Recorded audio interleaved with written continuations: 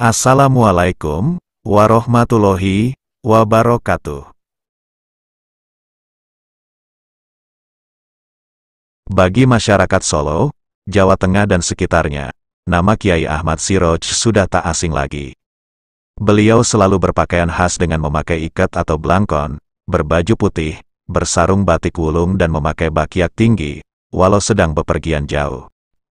Model pakaian ini agak mirip dengan pakaian yang dikenakan para ulama lain di lingkup Keraton Surakarta, semisal Guru Mambaul Ulum yang memakai kain batik panjang, baju jas dengan leher tinggi warna putih, dan memakai blangkon. Tidak hanya kekhasan dalam berpakaian, namun beliau dikenal juga sebagai seorang ulama yang arif, soleh, dan mempunyai karisma. Setiap ucapannya, konon memiliki sejumlah makna. Bahkan di jajaran kota Solo, beliau dikenal sebagai seorang waliullah dengan beberapa karomah yang dimilikinya.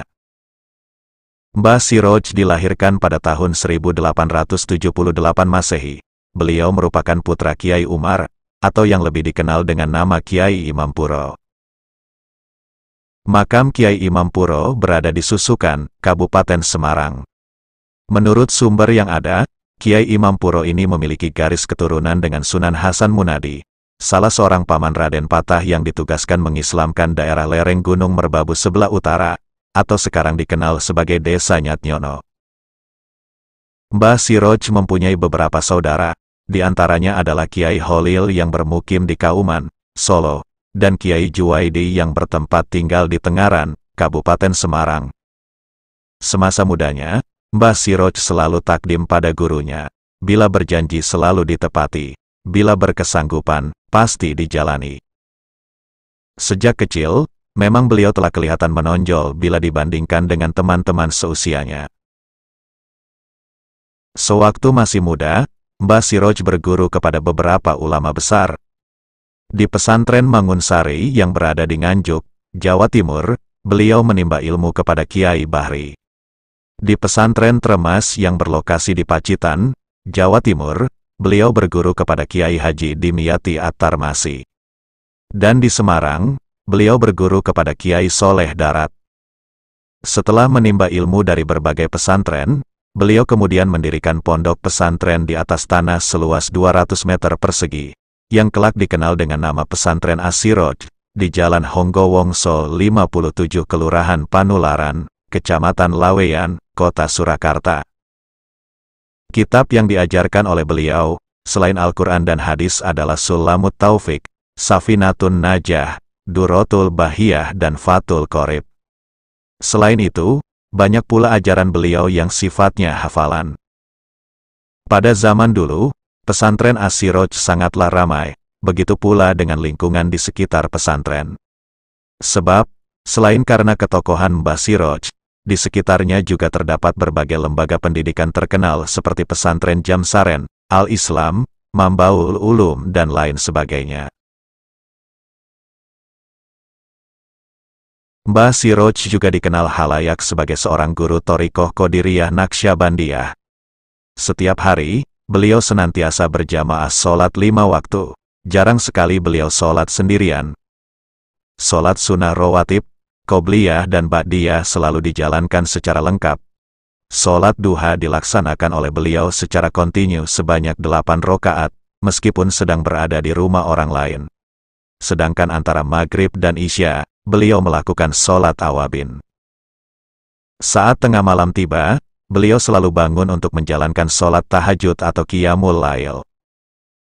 Doa yang banyak dipanjatkan oleh beliau adalah, "Ya Allah, Tuhan kami, Engkaulah yang kami tuju, dan ridho-Mu yang kami cari, berilah kepada kami ridho-Mu dan kecintaan-Mu serta marifatmu."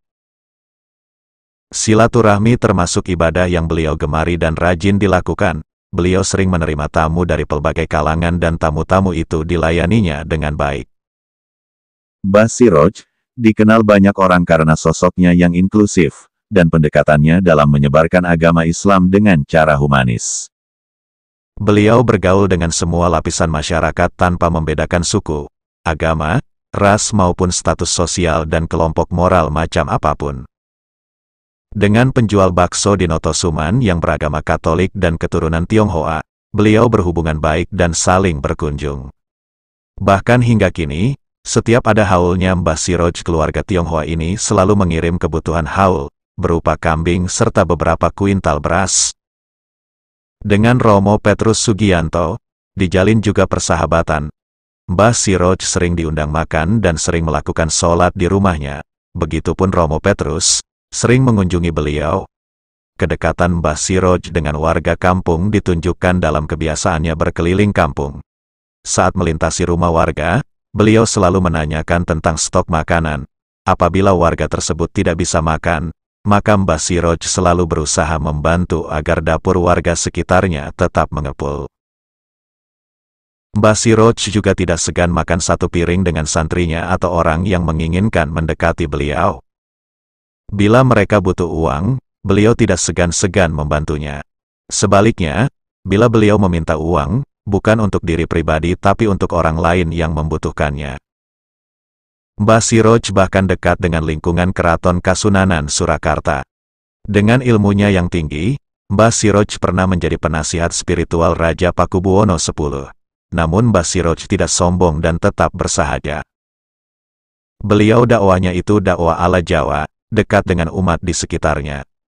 Bahkan kalau jadi imam sholat, surat yang dibaca selalu Al-Kafirun di rokaat pertama, dan Al-Ikhlas di rokaat kedua. Tujuannya untuk memudahkan umat memaknai dan menghayati bacaan. Saat masa perjuangan merebut dan mempertahankan kemerdekaan negara Indonesia dari cengkraman penjajah, Mbah Siroj juga ikut berjuang dalam kelompok Barisan Kiai.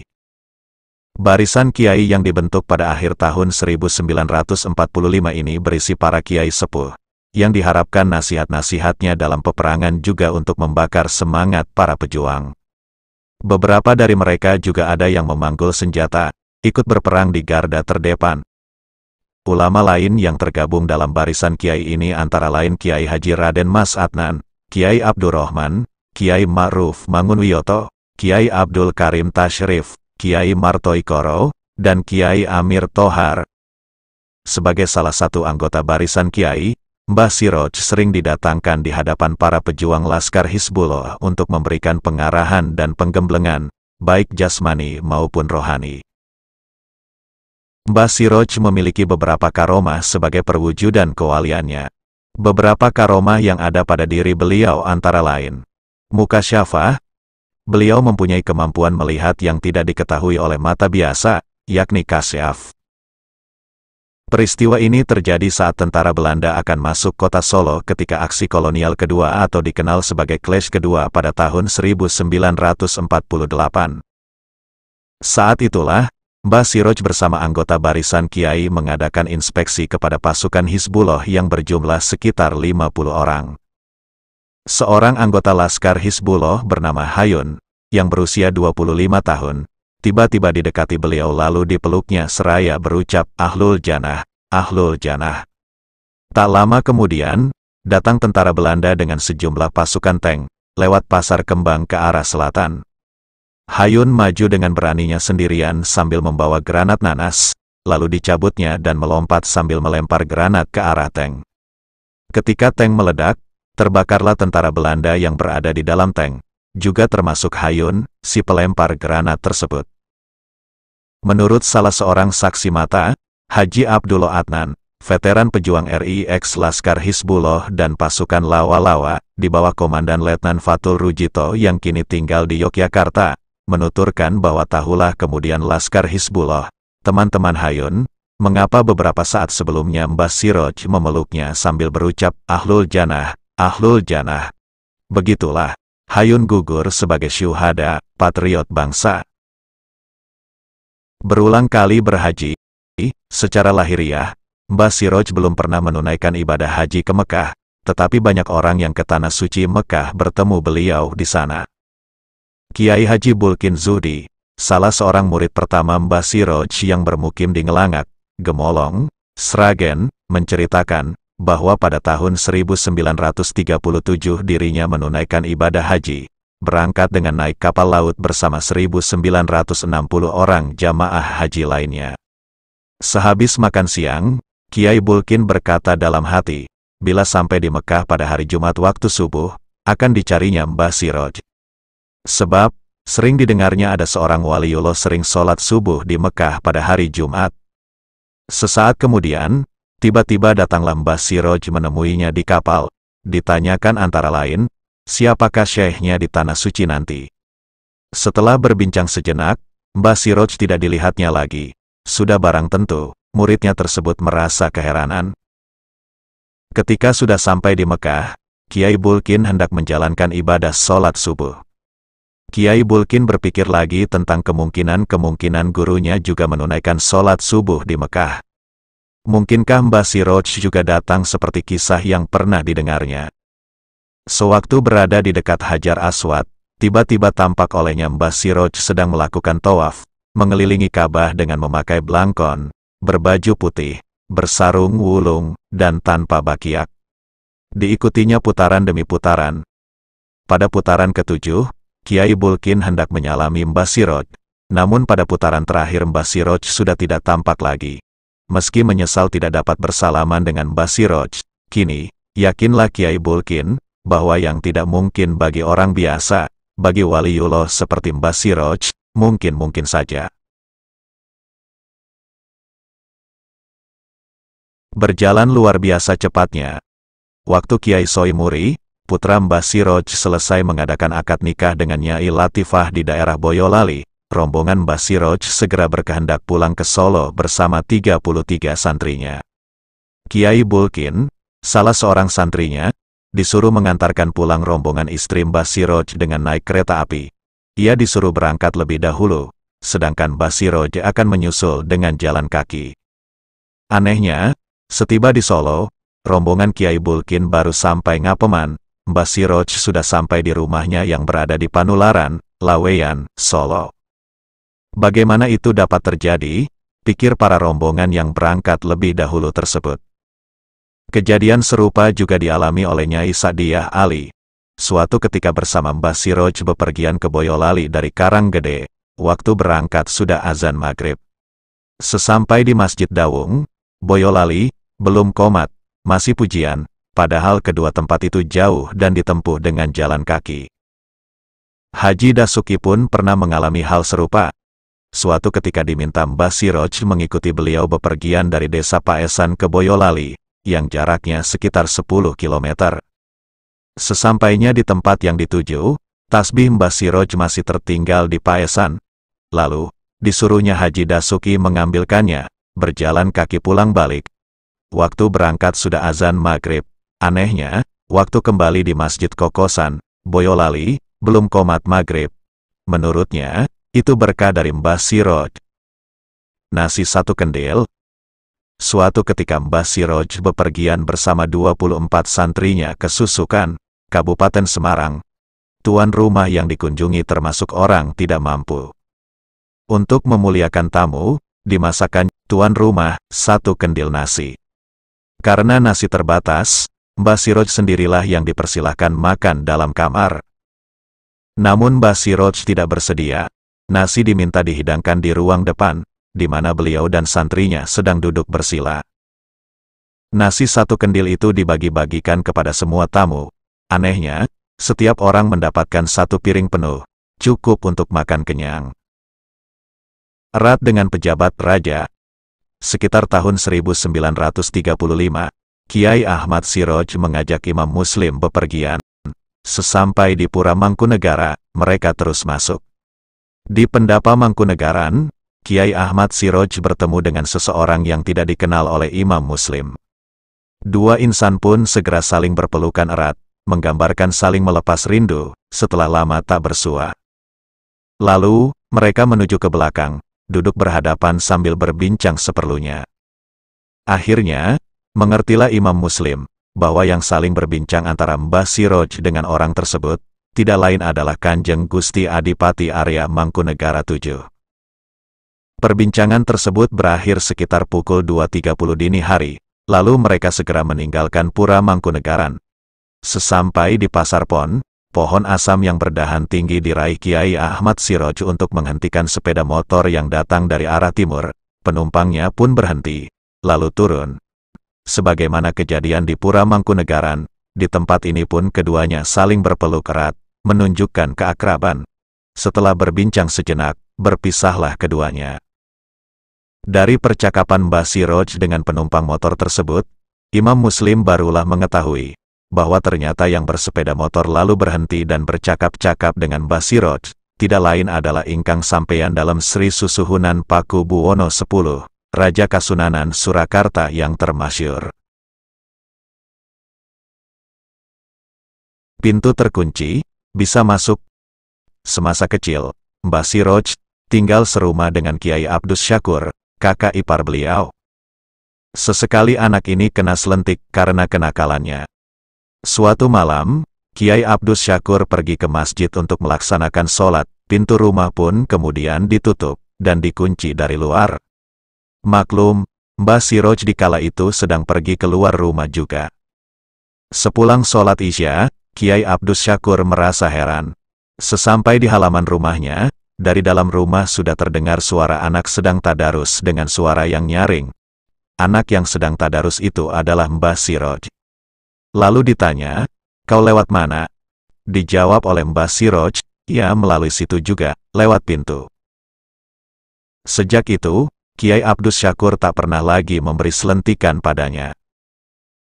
Di lain waktu, Kiai Abdus Syakur pergi ke desa Petak untuk mendatangi acara syukuran perkawinan. Mbah Siroj yang masih bocah di kala itu, disuruh tinggal di rumah. Alangkah terkejutnya, sesampai di tempat upacara perkawinan, ternyata Mbah Siroj telah berada di situ. Seusai upacara perkawinan, Kiai Abdus Syakur pun pulang lebih dahulu. Tidak kurang herannya, sesampai di rumah, Mbah Siroj telah berada di dalam rumah. Lalu, hal itu ditanyakan kepada Mbah Siroj, dan dijawab, "Kak, katanya saya disuruh nunggu rumah." Tidak basah meski kehujanan. Bersama dua santrinya, suatu ketika Mbah Siroj bepergian ke desa Penggung. Ketika pulang, di tengah jalan turun hujan lebat. Terpaksalah beliau berhenti, mampir ke desa Grabagan.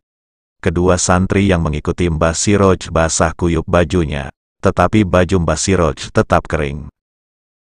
Tidak hanyut di sungai yang banjir. Suatu hari, Mbah Siroj bersama seorang santri pergi menuju ke desa Magu. Untuk keperluan sholat duha, berhentilah sebentar di desa Rejasa. Seusai salam, santri pun disuruhnya berangkat terlebih dahulu. Mbah Siroj akan menyusulnya kemudian. Dalam perjalanannya, santri tersebut terhenti di tengah jalan karena harus menyeberangi sungai yang airnya sedang besar-besarnya. Tak disangka, Mbah Siroj dilihatnya telah berada di seberang sungai. Dengan berteriak, santri pun bertanya, "Gus, sampean tadi lewat mana?" "Ah, ia melalui situ juga, lah lewat mana lagi kalau bukan di situ," jawab Mbah Siroj. Karena santri tersebut disuruh menyeberang tidak berani, Mbah Siroj perintahkan padanya agar pulang saja. Bak air kosong, penuh tiba-tiba. Pada suatu ketika, Mbah Siroj sedang berkunjung ke rumah Muhyi di Cepogo. Bak air, atau pengaron, yang berada di rumahnya, diminta oleh Mbah Siroj untuk dibersihkan agar bisa diisi dengan air. Setelah pengaron itu bersih, Muhyi lalu pergi ke sumur untuk mengambil air guna diisikan pada pengaron tadi. Namun, alangkah terkejutnya ketika Muhyi hendak menuangkan air ke dalam pengaron tersebut, ternyata pengaron kosong tadi telah penuh berisi air. Impian jadi kenyataan. Pada suatu saat, Mbah Siroj memerlukan sholat Jumat berturut-turut selama 7 Jumat di Masjid Al-Muayyad Mangkuyudan. Pada malam Jumat minggu ke-7, Kiai Asfari, kala itu berstatus duda, mimpi dianjurkan Mbah Siroj agar menikah dengan Nyai Syafiah. Jumat siang, sehabis sholat Jumat di Masjid Al-Muayyad, Mbah Siroj singgah ke rumah dekat masjid tersebut. Di samping Kiai Asfari berada di situ, juga ada Kiai Haji Ahmad Umar Abdul Manan. Jamuan makan siang pun disajikan, kebetulan yang menghidangkan Nyai Syafiah. Seketika itu juga, Mbah Siroj memerintahkan agar Kiai Asfari pergi, sowan, ke rumah Kiai Mansur di Popongan, Delanggu, Klaten. Ternyata perintah Kiai Mansur sama dengan Mbah Siroj sebelumnya, malah ditetapkan hari tanggalnya sekaligus. Setelah diingat-ingatnya, Ternyata 3 tahun yang lalu Kiai Haji Ahmad Umar pernah diperintah memotong kambing pada hari dan tanggal tersebut, yaitu tepat pada hari dan tanggal ijab Kiai Asfari dengan Nyai Syafiah. Meninggal, beri impian. Ketika Mbah Siroj sakit, yang selanjutnya meninggal dunia pada Senin Pahing tanggal 10 Juni tahun 1961, Kiai Zainal Makarim, Karanggede, mimpi bertemu Mbah Siroj. "Mengapa saya sakit tidak kau jenguk?" tanya Mbah Siroj kepada Kiai Zainal Makarim dalam mimpi. Terperanjatlah Kiai Zainal Makarim, lalu seketika beliau berangkat ke Solo untuk menjenguk Mbah Siroj. Sesampai di Solo, ternyata jenazah telah diberangkatkan sampai di Jalan Rajiman, Kadipolo. Kejadian serupa juga dialami oleh Said Abdullah di Kepatihan, Solo. Pada pagi hari itu, sekitar pukul 5 pagi, mimpi didatangi Mbah Siroj, dan membangunkannya seraya berucap, "Sudah Labib, saya duluan, Anda menyusul." Alangkah terkejutnya sang Habib. Seketika itu pula, Said Abdullah pergi ke Panularan, rumah Mbah Siroj. Ternyata dapat berita, bahwa Mbah Siroj telah meninggal dunia pada pukul 4 pagi hari itu. Wallahu alam bisawab. Wassalamualaikum warahmatullahi wabarakatuh.